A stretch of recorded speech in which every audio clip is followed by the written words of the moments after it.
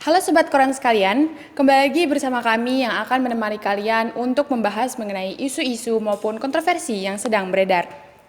Para Sobat Koran sekalian, apakah kalian tahu apa itu RKUHP? RKUHP merupakan revisi dari Kitab Undang-Undang Hukum Pidana, di mana hal ini diwujudkan untuk menggantikan Kitab Undang-Undang Hukum Pidana warisan pemerintah kolonial Hindia Belanda. Namun, pada tahun 2019 saat RKUHP ini direvisi, banyak sekali tuaian kontroversi di kalangan masyarakat, terutama di kalangan mahasiswa. Revisi ini dinilai tidak masuk akal dan sangat ngawur yang mengakibatkan banyak masyarakat pada akhirnya melakukan demo besar-besaran sebagai tuntutan kepada pemerintah untuk menunda pengesahan dan meninjau kembali rancangan undang-undang tersebut. Dan pada saat ini, rancangan Kitab Undang-Undang Hukum Pidana telah resmi diserahkan oleh Kementerian Hukum dan HAM kepada Komisi 3 DPR pada rapat paripurna sidang DPR 6 Juli 2022 kemarin. Setelah 3 tahun berjalan semenjak 2019, draft RKUHP ini akhirnya resmi ditransparasikan kepada publik dengan 14 poin krusial yang ditekankan. Namun, apakah dengan adanya revisi dari RKUHP terbaru ini, pasal-pasal bermasalah, terutama pasal karet, sudah cukup memiliki titik terang? Nyatanya, polemik pasal bermasalah ini masih tidak menunjukkan adanya perubahan yang signifikan, terutama terhadap pasal-pasal karet yang berpotensi membungkam kemerdekaan berpendapat di tanah air. Maka dari itu, untuk lebih jelasnya, kita akan berdiskusi terkait hal ini terhadap para sivitas akademik. Halo Kak, sebelumnya boleh perkenalan diri dulu? Oh ya boleh, aku Alda dari Prodi Ekonomi Pembangunan Angkatan 2021. Aku Alvinius Fakber dari Prodi Manajemen Angkatan 2020. Kalau RKUHP sendiri, kalau menurut aku ya, yang aku tahu itu merupakan rancangan Kitab Undang-Undang Hukum Pidana yang akhir-akhir ini tuh kayak kontroversial gitu, karena ada beberapa pasal yang dianggap pasal karet yang dianggap itu multitafsir gitu loh di masyarakat. RKUHP itu rancangan Kitab Undang-Undang Hukum Pidana, itu menjadi aturan dasar perundang-undangan pidana di Indonesia.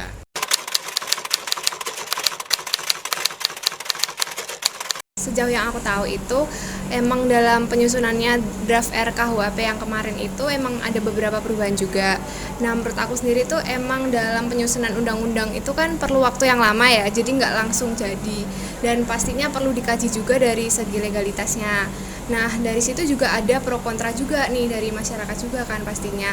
Jadinya kayaknya perlu banget adanya transparansi gitu sih. Ya kemarin kan aku sempat baca ya, itu ada beberapa pasal yang kontroversial, kayak mengenai penghinaan presiden, penghinaan wapres, sama penghinaan pemerintah. Nah di situ kan makanya rame tuh di internet hashtag semua bisa kena. Nah itu menjadi ketakutan di masyarakat kalau untuk mengkritik pemerintah gitu.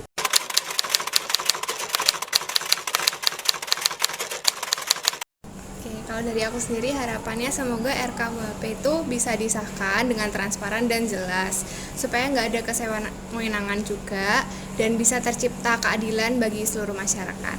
Itu sih. Nah harapannya untuk RKUHP ini jangan sampai diselewengkan lah sama pemerintah, karena memang ada beberapa pasal yang kontroversial tersebut, jangan sampai itu menjadi dalih pemerintah untuk membela diri gitu. Jadi masyarakat tetap harus bebas untuk mengkritik pemerintah, karena bagaimanapun juga pemerintah ini kan dipilih sama masyarakat. Masa masyarakatnya yang memilih pemerintah ini nggak boleh mengkritik pemerintah yang menjadi wakilnya kan gitu. Oke, terima kasih banyak Mas Alvin atas jawabannya. Selamat sore Bapak, saya Dinur Jasmina, perwakilan dari Kementerian Eksekutif BEM FEB UNS. Di sini saya izin mengajukan pertanyaan terkait dengan RKUHP.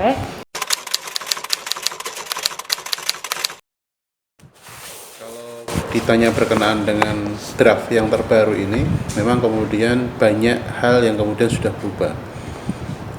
Di antaranya tentang 14 hal yang kemudian dulu pernah di demo teman-teman mahasiswa sudah banyak perubahan. Salah satunya tentu hal-hal yang berkaitan dengan ketentuan pokok pidana. Yang dulu pidana mati itu masih menjadi kontroversi, sekarang tidak lagi. Pidana penjara tidak lagi menjadi idola saat ini.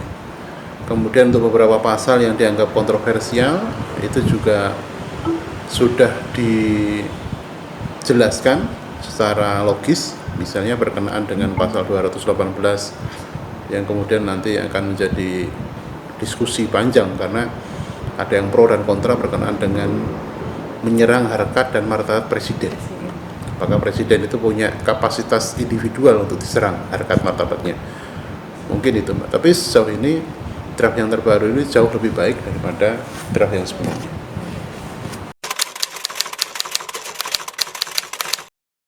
Kalau untuk setiap orang tentu kan yang namanya formulasi tekstual itu pasti ada yang pro ada yang kontra.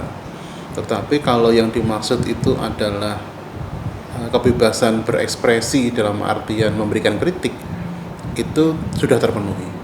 Karena yang dilarang itu kan menyerang harkat martabat kehormatan seseorang. Yang notabene setiap orang itu sejak di dalam kandungan sampai dia nanti meninggal, bahkan dikatakan penghinaan terhadap mayat pun itu nggak boleh.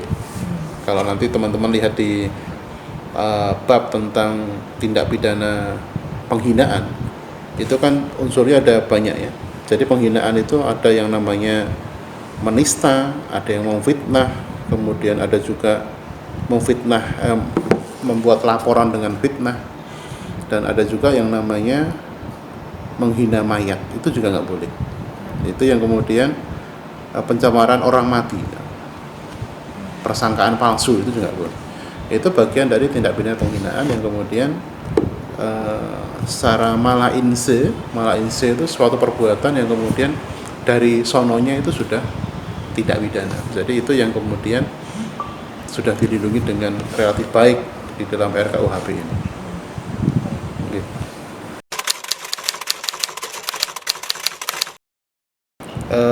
Kalau diperlukan atau tidak memang perlu dialog ya, perlu diskursus.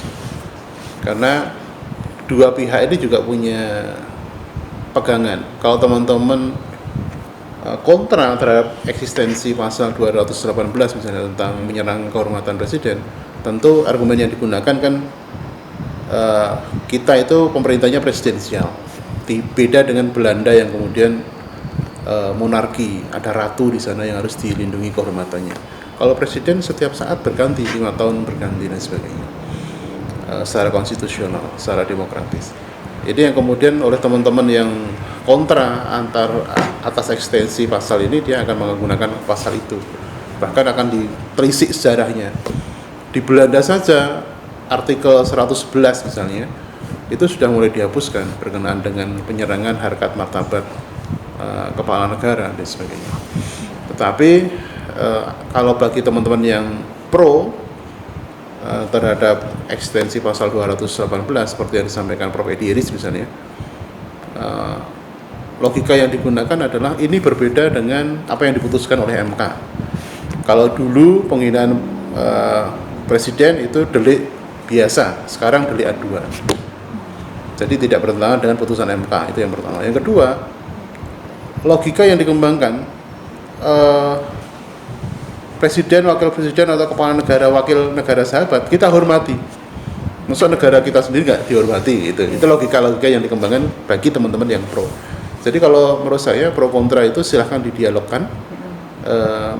Yang penting ada hal-hal yang kemudian menjadi rujukan bersama. Bahwa ketika eksistensi pasal 218 misalnya tentang harkat martabat presiden, itu pasti ada pro kontranya. Demikian.